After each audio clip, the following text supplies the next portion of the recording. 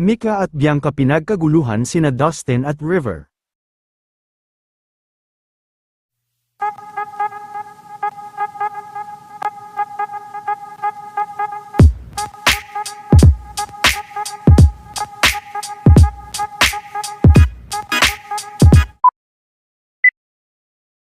Habang busy para sa kanilang upcoming concert, ay hindi naman nawala ang kulitan sa mga ex-housemates ni Kuya, at ibinahagi rin ni Bianca ang isang masayang video habang pinagkakaguluhan nila ni Mika sina Dustin at River.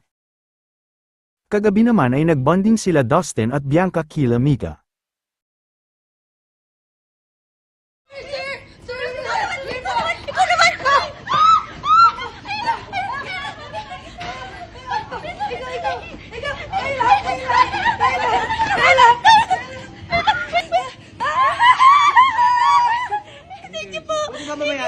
Wala ba? Sorry po.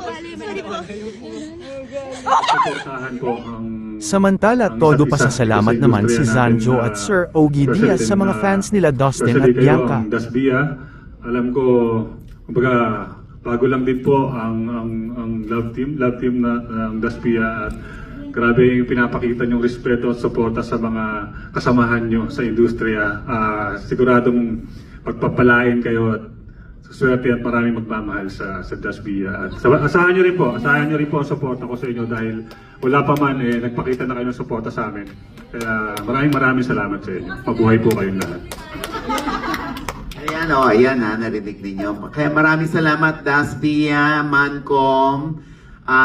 Grabe yung alam ko naman yung effort niyo yung lahat Mula ito nang inilabas ko yung interview ni Dustin, ay nakilala ko ang Dasbia at mababait kayo. Oo. At nasa loob pa si Dustin, alam kong hindi ko naman siya pinagtatanggol, kundi pinapakilala ko lang kung gaano kabait yung bata.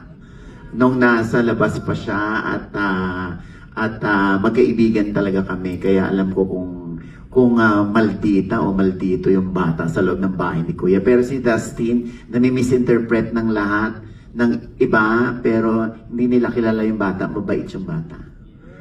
Promise. Ayan. Kaya maraming salamat dahil mabait si Dustin. Ayan, yung mga supporters din pakababait. Di ba? Nagbigay pa ng black screening. Maraming salamat Dasbia, Mancom. Maraming salamat po sa inyo. Pa-picture dito.